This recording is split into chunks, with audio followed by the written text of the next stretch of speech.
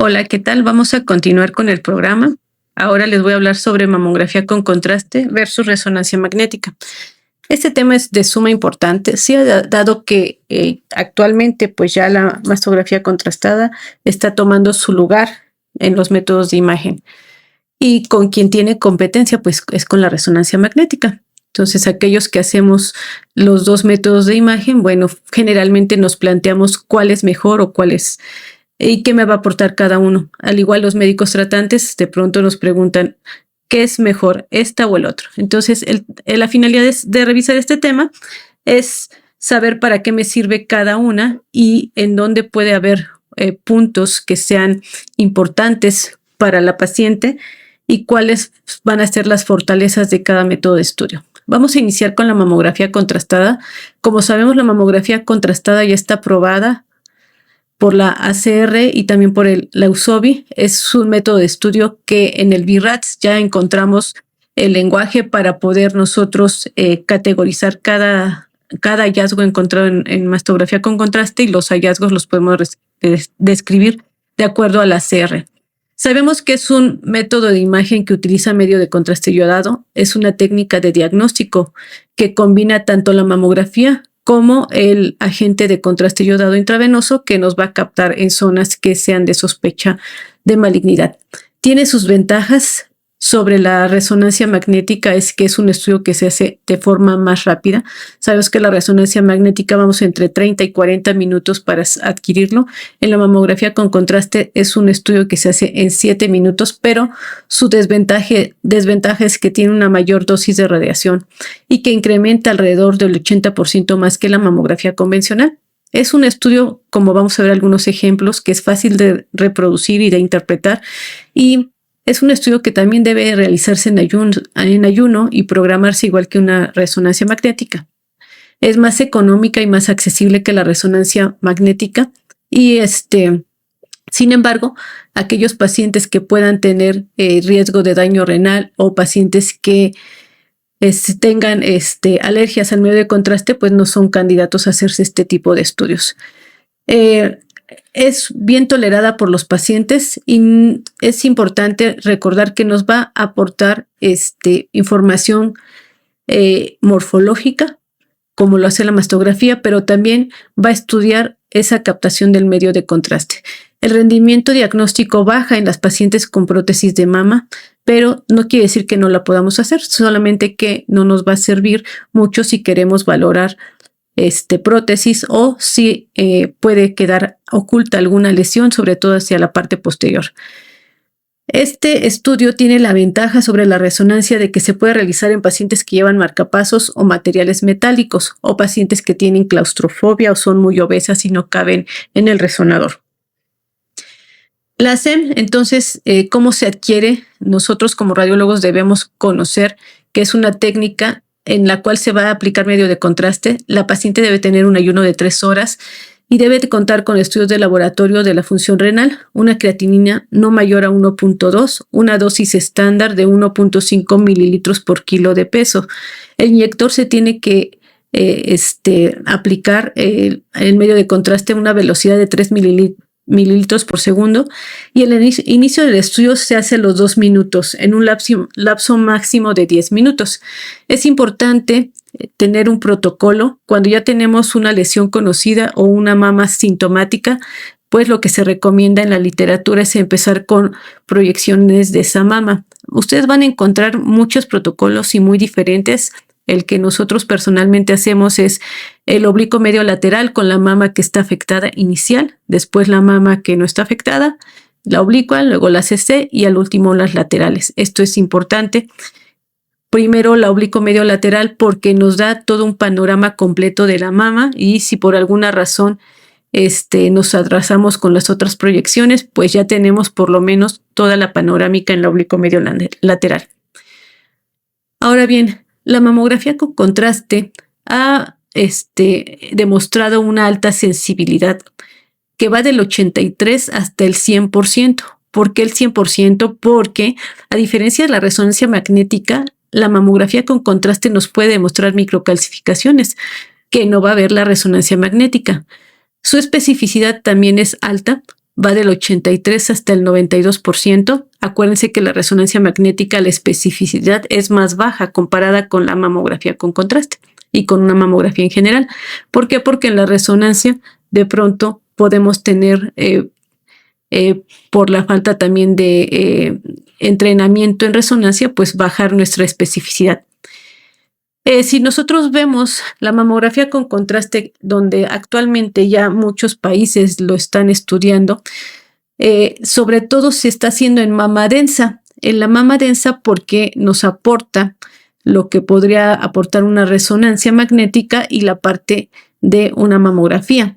Entonces, en este tipo de mamas densas, como vemos en este ejemplo, una mama que tiene tejido denso es heterogéneamente denso y vemos después de la aplicación del medio de contraste cómo hay captación de este nódulo hacia la interlínea de superiores, que en la mamografía ya en retrospectivo pues sí se ve en una proyección, pero en la otra queda oculto y que podríamos darlo en una mamografía de tamizaje como una simetría y sin embargo es un nódulo ya demostrado en la mamografía con contraste.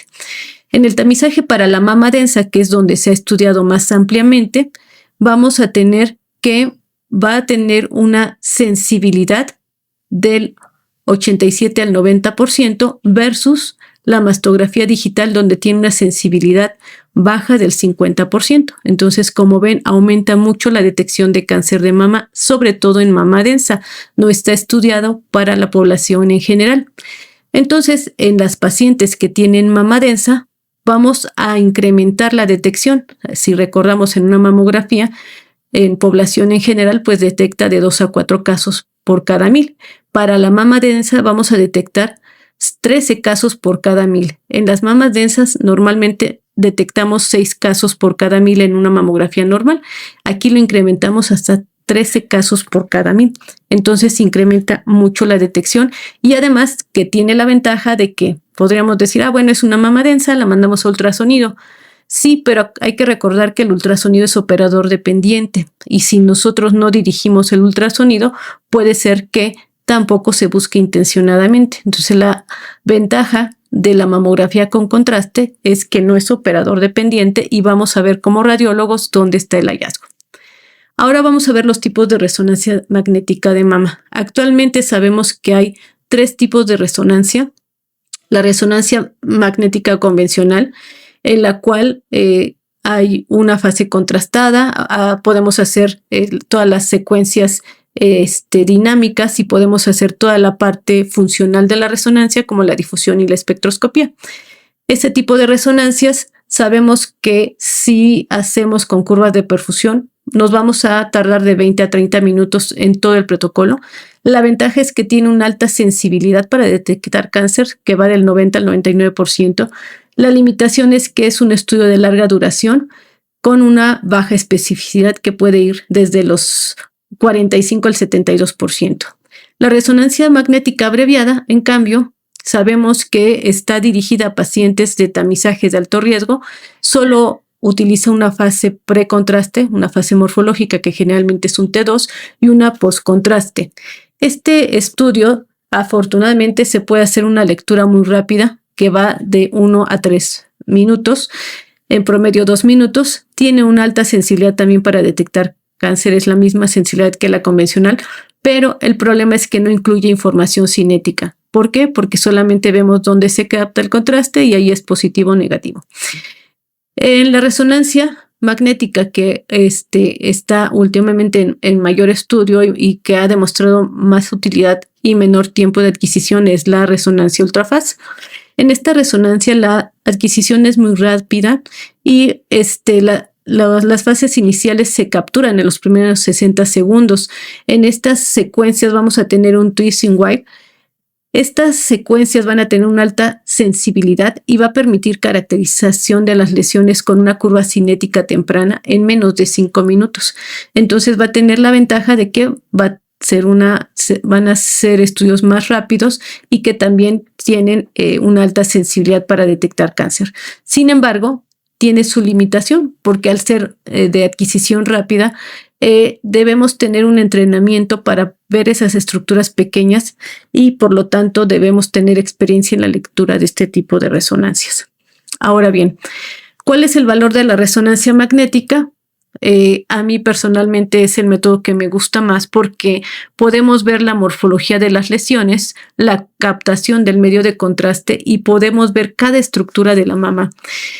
Entonces vamos a tener secuencias morfológicas y vamos a tener secuencias que nos hablan del contenido de las lesiones. Por ejemplo, en esta mama izquierda vemos este nódulo que está redondeado de bordes espiculados.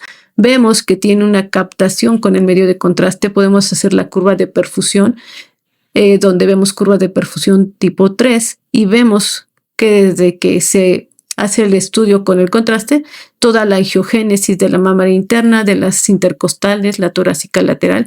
Entonces es un estudio que nos aporta mucha información y que cuando lo conocemos y lo sabemos leer, pues podemos diferenciar entre lesiones benignas y malignas y su contenido.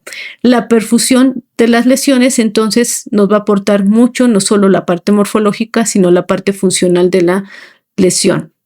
La espectroscopía y la difusión pues también nos van a aportar otros hallazgos. En la difusión pues vamos a ver esa restricción, ese brillo en la difusión normal, y en el mapa de ADC vamos a ver hipointensa la lesión y podemos nosotros cuantificarlo para determinar si son benignos o malignos. Ahora bien, la resonancia en el tamizaje, ¿cuál es la ventaja?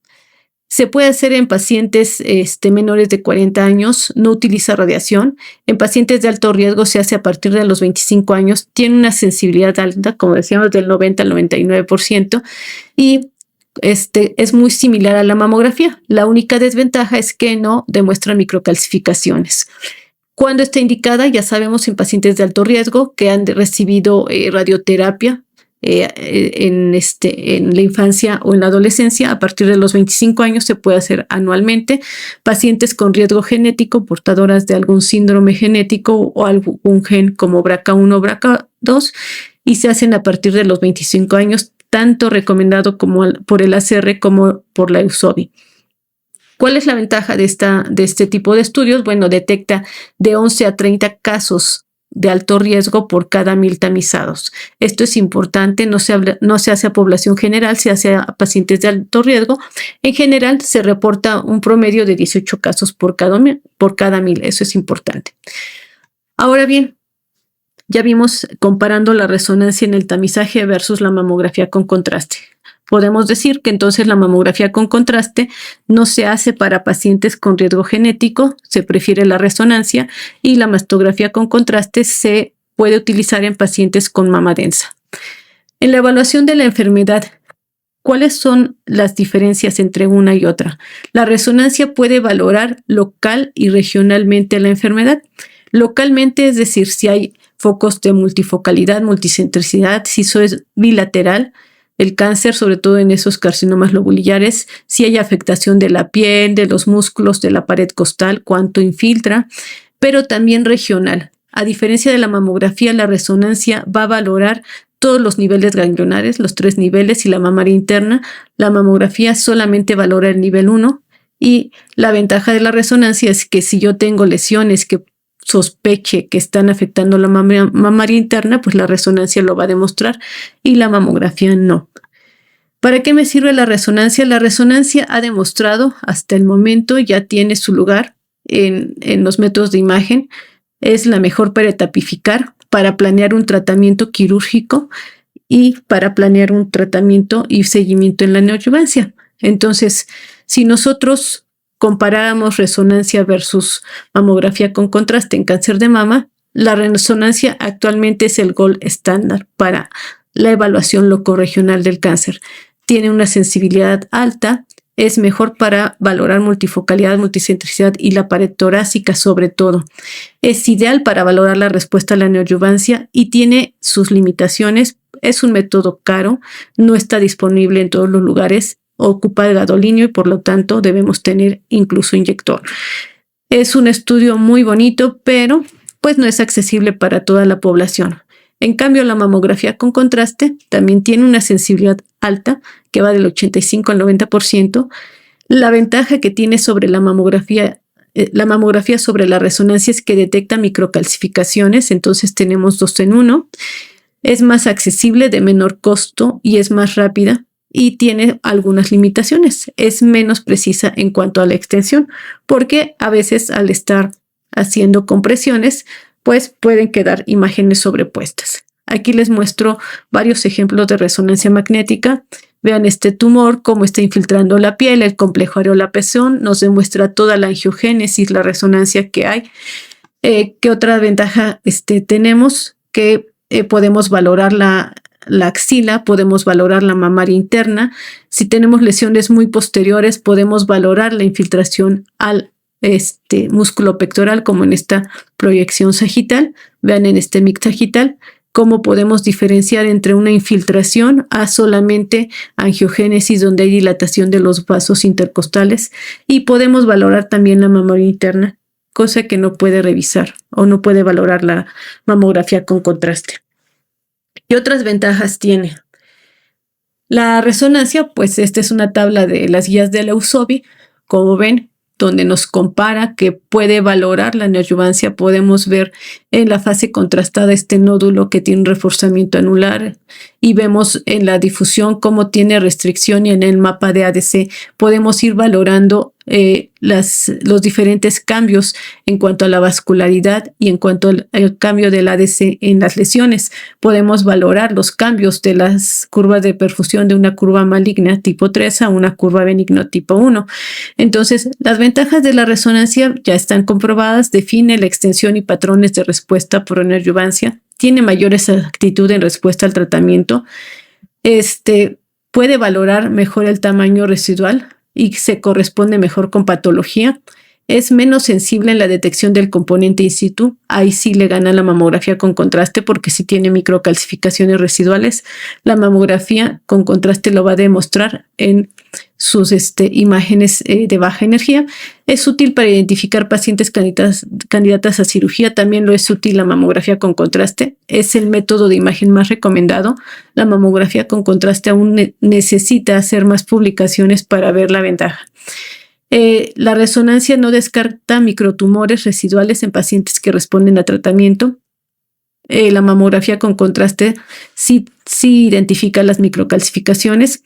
¿Y cuál es la diferencia entre esto? Bueno, la mamografía y la resonancia, ambas van a valorar la angiogénesis, y sabemos que cuando hay neoadyuvancia, esa angiogénesis cambia. Sin embargo, la resonancia no es capaz de identificar microcalcificaciones, que sí lo hace la mamografía con contraste. La sensibilidad para detectar cáncer residual invasivo en la resonancia es de hasta el 87%, con una especificidad del 77%. En la mamografía con contraste aún no tenemos cifras que se hayan hecho en estudios multicéntricos, pero es muy similar en los que se ha publicado. Y en la respuesta parcial, sabemos que la resonancia tiene una sensibilidad del 80% y una especificidad del 89%. Ahora bien, vamos a ver. En la recaída tumoral, la resonancia magnética para mamas, sobre todo densas o difíciles de valorar por mamografía y por ultrasonido.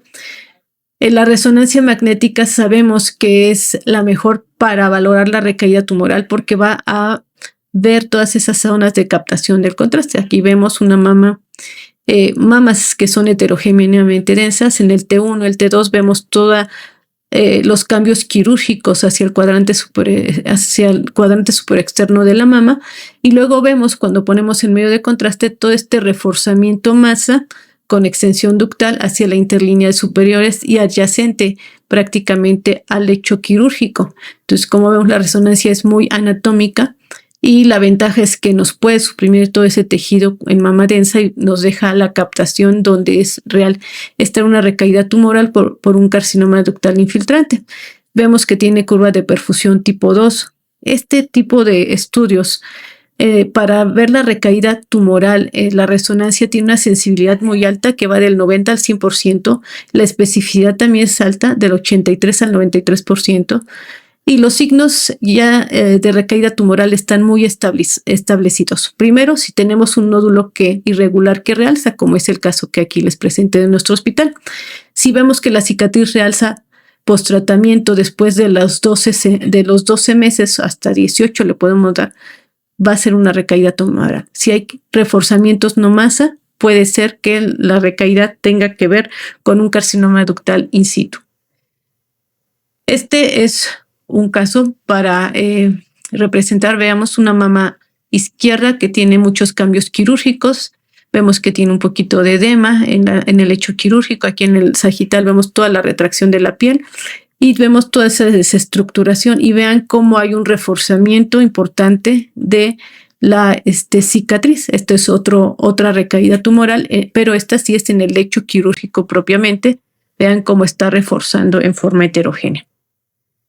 Bueno, en la evaluación de neoadyuvancia, entonces, ¿qué podemos concluir?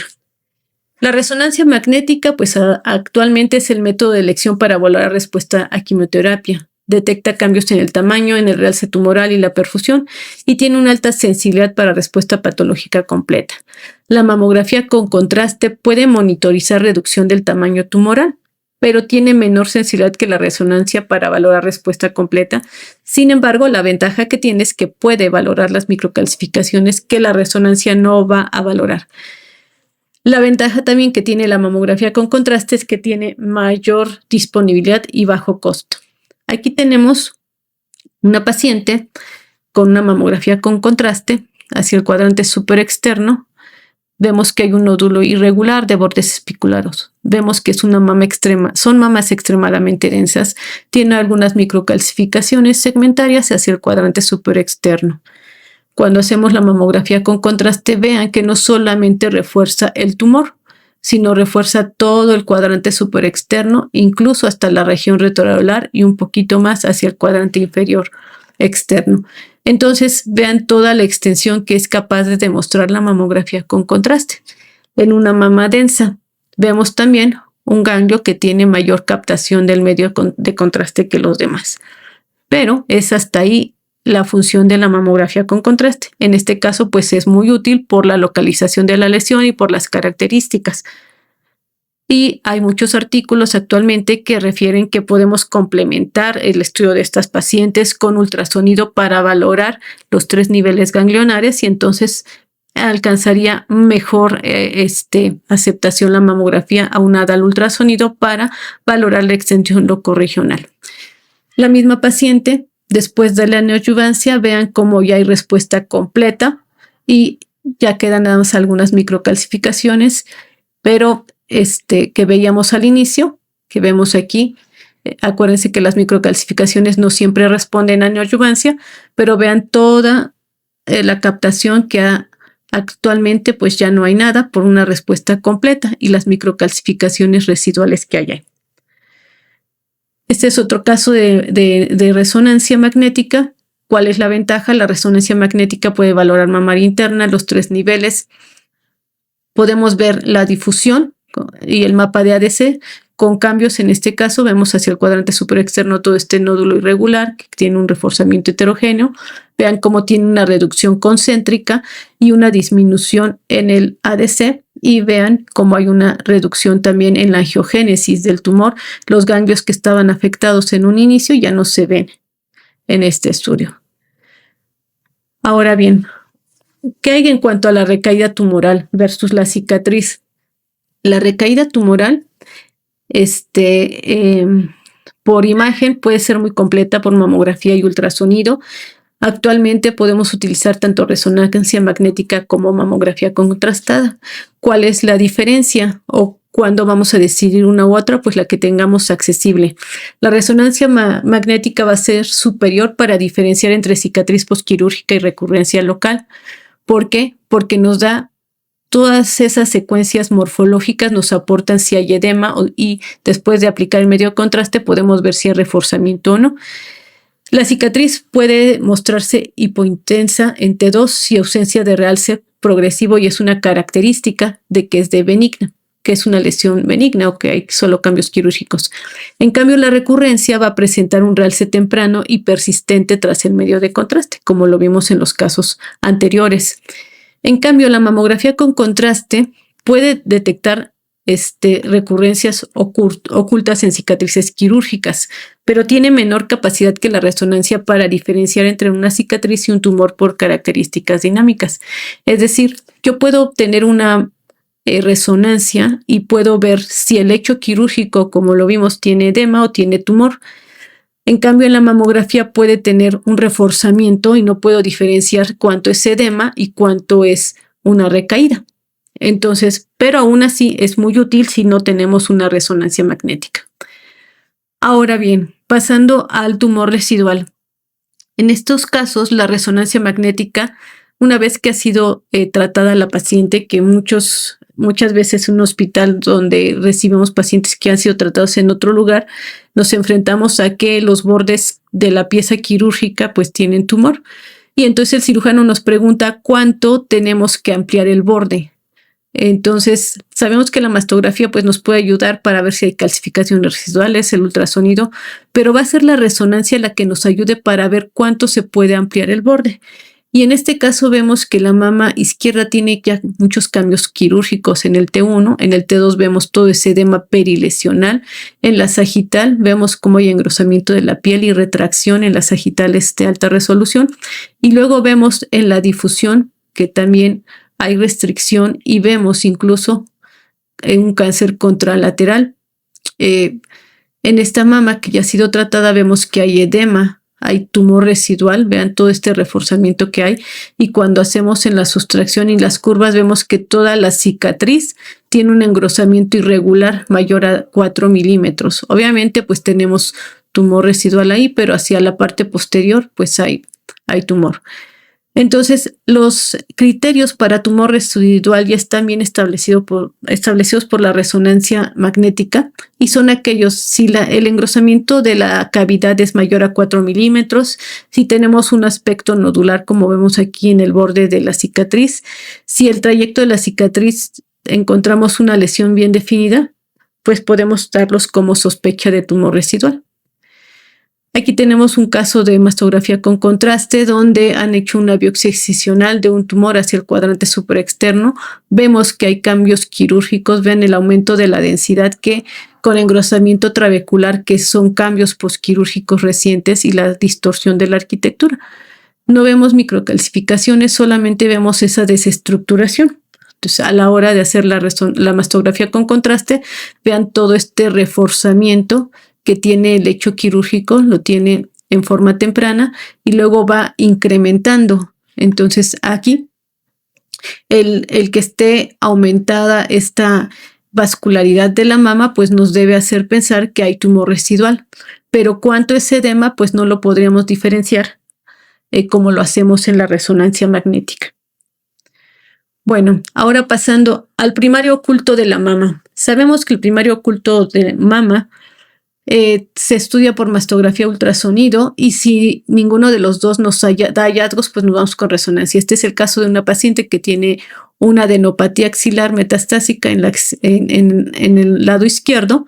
Fue biopsiada y nos dio un primario un metastásico de mama y había que buscar el primario. Vemos que en mastografía ultrasonido no había nada. En la resonancia magnética vemos un reforzamiento onomasa de tipo segmentario hacia el cuadrante superexterno y cuando comparamos la angiogénesis de la mama derecha, vean cómo hay dilatación de la torácica lateral, mamaria interna y las intercostales. Y esa captación del medio de contraste, bueno, este era el oculto. Sabemos que en el primario oculto de mama pues también tenemos apenas muchos protocolos que se están haciendo para demostrar qué tan útil es la resonancia, la mamografía contrastada, pero sabemos que es en realidad un tumor que solamente es menos del 1% del cáncer, por lo tanto, pues no va a haber tanta información como ya la tiene la resonancia magnética. Sabemos que la resonancia magnética tiene una sensibilidad del 86 al 96%, de acuerdo a diferentes publicaciones, y una especificidad que va del 63 al 73%. Contra la mastografía con contraste, donde su sensibilidad es muy similar, del 83 al 92%, y su especificidad es un poquito alto hasta lo que han hasta ahorita publicado. Y esto se debe, pues, insistimos, a que la mamografía puede detectar microcalcificaciones. La resonancia puede identificar cánceres no detectados en mamografía o examen clínico o ultrasonido. Y sabemos que el 70% de esos casos vamos a poderlos demostrar por mamografía con contraste. Todo realce detectado en una resonancia magnética debe ser sospechoso hasta no demostrar lo contrario. Eso es importante. Y lo mismo va a suceder actualmente con la mamografía con contraste. Ahora bien, hay otro aspecto importante donde podemos definir resonancia o mastografía con contraste y que actualmente es el único estudio que ha demostrado mejor sensibilidad y especificidad para valorar la secreción por el pezón, pues es la resonancia magnética. Y sabemos que va a estar indicado este estudio cuando la paciente tenga secreción sospechosa por el pezón, es decir, que sea hemática, que sea unilateral, que sea espontánea. Y cuando la mamografía y la ecografía son negativas, hay que hacer resonancia magnética. Sabemos que tiene una alta sensibilidad para detectar lesiones intraductales, papilomas o carcinoma intraductal. En cambio, la mamografía con contraste puede demostrar lesiones asociadas a secreción, pero no es capaz de identificar a detalle, como lo hace la resonancia magnética, las lesiones intraductales. Entonces, su evidencia está limitada en comparación con resonancia magnética. Es la menos recomendada como estudio inicial en secreción sospechosa por el pezón. Entonces, ahí sí la resonancia. Entonces, vean este caso del Hospital de Oncología, donde tenemos todo este conducto que tiene reforzamiento.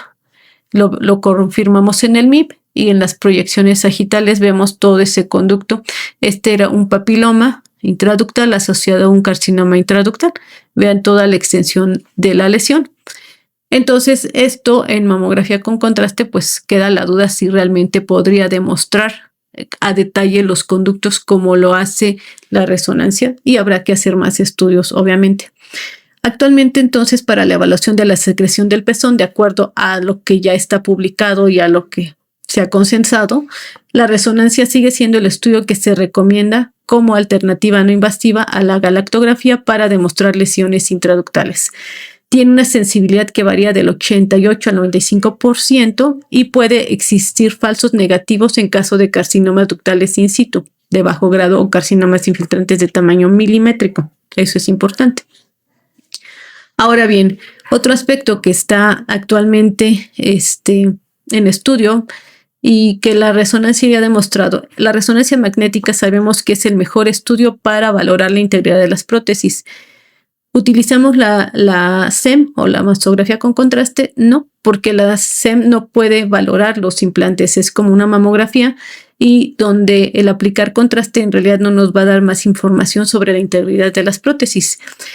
La resonancia limita su rendimiento en la valoración del parénquima adyacente, pero tiene la ventaja de que si usamos secuencias para silicón, pues podemos determinar mejor la integridad de los implantes.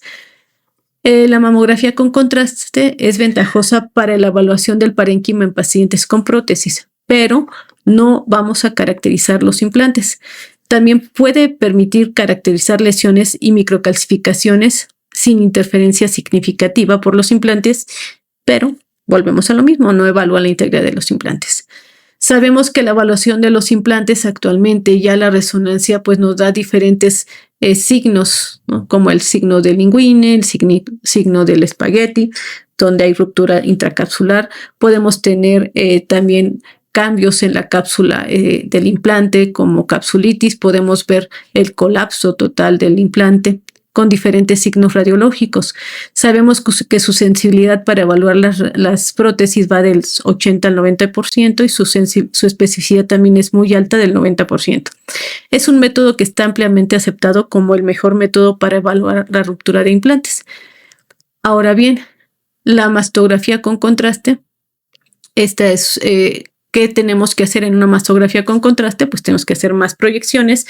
Cuando adquirimos la mastografía contrastada, tiene que ser con técnicas de Eklund, como es el caso. Es una paciente que tenía implantes retropectorales, pues aquí sí está como más fácil porque podemos valorar el parénquima en su totalidad.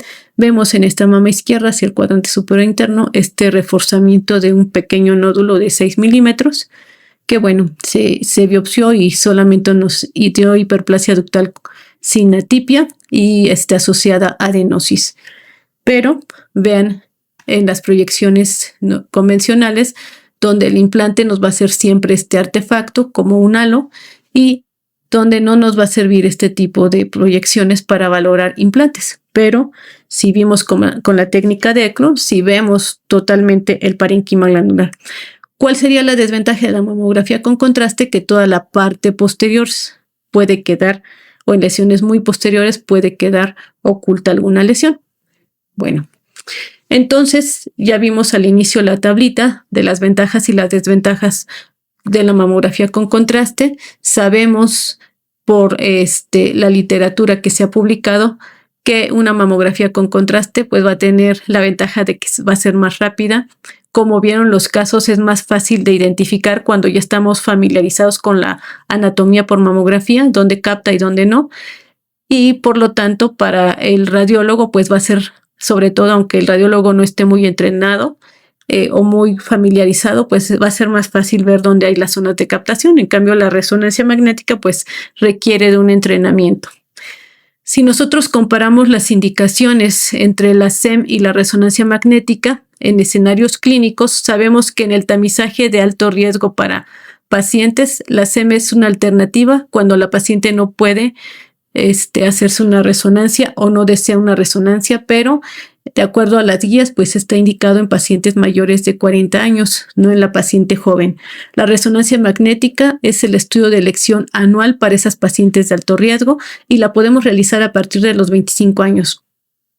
En el tamizaje suplementario, es decir, en mamas densas con un riesgo intermedio, actualmente se recomienda a la mamografía con contraste y mejora la detección respecto a la mamografía y la tomosíntesis. La resonancia magnética puede ofrecerse cuando hay densidad extrema, pero la evidencia es limitada en cuanto a la mama extremadamente densa sin factores de riesgo. En la valoración preoperatoria, la resonancia es la única prueba que se recomienda para valorar multifocalidad, multicentricidad y enfermedad contralateral oculta. Si no tenemos resonancia, la alternativa es una mamografía contrastada. Si buscamos un primario oculto, actualmente la indicada es la resonancia. Si no la tenemos, se puede hacer mamografía contrastada cuando no tenemos disponibilidad de resonancia. Si tenemos que hacer una neoadyuvancia, la indicada es resonancia magnética. Sin embargo, la mastografía con contraste ha demostrado una utilidad para medir enfermedad también residual. También podemos utilizar la mamografía con contraste. Si nosotros queremos diferenciar entre cicatrices recidivas o residuales tras cirugía conservadora, la indicada es la resonancia, como los casos que les presenté, pero la mamografía con contraste apenas tenemos datos emergentes y de acuerdo a estos datos puede utilizarse como alternativa con las desventajas, como en el caso que les mostré, donde todo reforzaba y donde no podemos de pronto diferenciar cuánto es edema o reforzamiento vascular por los cambios quirúrgicos. En cambio, la resonancia sí lo va a hacer. En problemas diagnósticos como hallazgos dudosos en mastografía y ultrasonido, no se recomienda la mamografía con contraste, sí está indicada la resonancia. Entonces, esos problemas de diagnóstico o problem solving que comenta el ACR y que ya es una indicación de resonancia, el resolver dudas por mamografía y ultrasonido que no han quedado claras, la resonancia magnética es la que está recomendada por el ACR. Valoración de implantes no está indicada la SEM, pero sí la resonancia. Y la evaluación de secreción por el pezón sí está indicada la resonancia y no está indicada la mamografía con contraste. Espero que la plática les haya sido de utilidad y con algunos casos los más demostrativos que pude encontrar para ustedes. Les agradezco mucho la invitación a la Sociedad Médica de Centro Médico y al doctor Francisco Avelar. Muchas gracias por su tiempo. Bonito día.